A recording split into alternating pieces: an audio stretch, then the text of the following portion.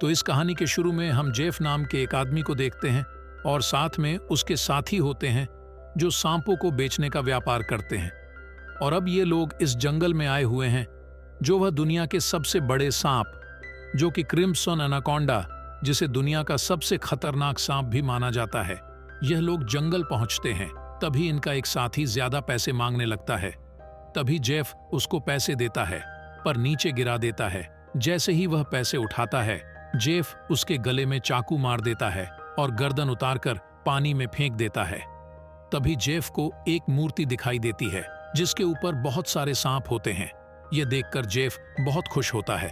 दूसरी तरफ जेफ के साथियों को बहुत सारे सांप मिलते हैं जिन्हें देखकर वह सब बहुत खुश होते हैं और सांपों को थैले में भरने लगते हैं।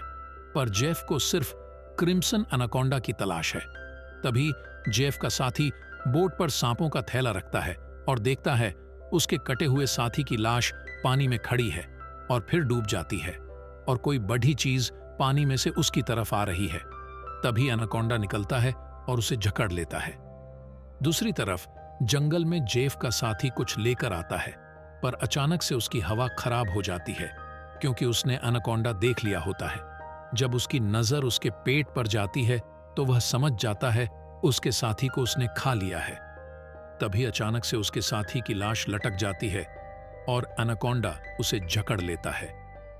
दूर खड़ा जेफ ये सब देखकर खुश हो रहा होता है, मानो उसे इस पल का ही इंतजार था, क्योंकि वह सांप को जिंदा पकड़ देना चाहता है।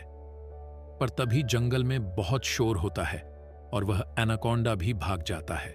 सीन बदलता है और अब एंट्री होती है बेलियान की, जो कि एक सर्कस चलाता है, पर अब वो बंद हो गया है। तो ये सभी आर्टिस्ट को खरीदकर थाईलैंड ले जाकर वहां सर्कस खोलना चाहता है। तभी ये सभी लोग नदी के रास्ते थाईलैंड के लिए निकल पड़ते हैं, पर रास्ते में कंटेनर से रास्ता बंद मिलता है। तो इनका कैप्टन चाहता था कि वह रास्ता बदल लें, पर बेलियान धमकी देते हुए कहता है कि हमें टाइम पर थाईलैंड पहुंचना है क्योंकि शो का एडवांस में ले चुका हूं। तो फिर कैप्टन बोलता है इसको हटाने का एक ही रास्ता है। फिर यह कंटेनर में डायनामाइट लगा देते हैं और यह सब आने वाली मुसीबत से बिल्कुल अनजान थे। डायनामाइट फटने से इन सब के ऊपर सांपों की बारिश हो जाती है जो कंटेनर में भरे थे। तभी इनकी एक साथी प्रेशर पाइप से सभी सांपों को नीचे पानी में गिरा देती है।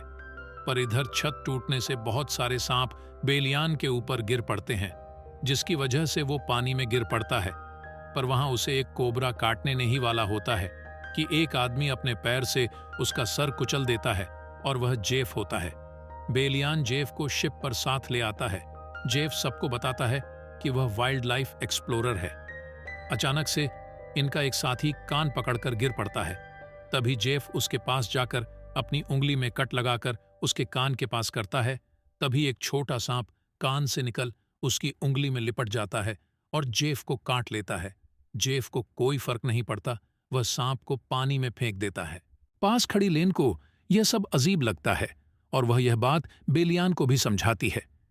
जेफ अब कैप्टन से मिलता है और वह चाहता है कि बोट उसके बताए हुए नक्शे पर चले, पर कैप्टन गुस्से में अपनी बंदूक जेफ पर तान देता है और कहता है अगर दोबारा तुमने वहां जाने के लिए बोला तो मैं तुम्हें गोली मार दूंगा। जेफ वहां से चला जाता है और तभी हम देखते हैं कि कैप्टन फिशिंग कर रहा होता है। तभी अचानक उसकी फिशिंग रॉड कोई पानी में जोर से खींचता है, जिसकी वजह से कैप्टन नीचे पानी में गिर पड़ता है। दरअसल यह सारा प्लान जेफ का होता है।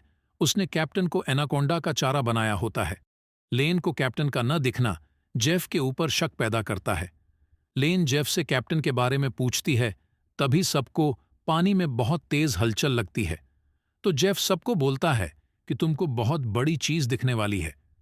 तभी पानी में सबको एक बहुत बड़ा एनाकोंडा नजर आता है, जो जेफ के लगाए हुए फिशिंग रॉड में फंस जाता है।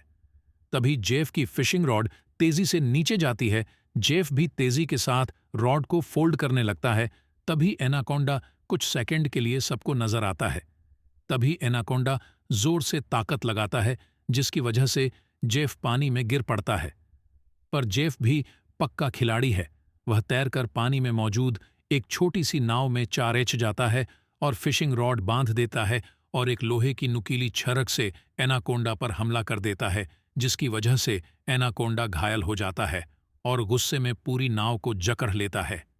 दूसरी तरफ बोट पर सबको लगा जेफ मर गया, लेकिन अगले ही पल जेफ जहाज पर आ जाता है और सब लोग उसे देखकर चौंक जाते हैं।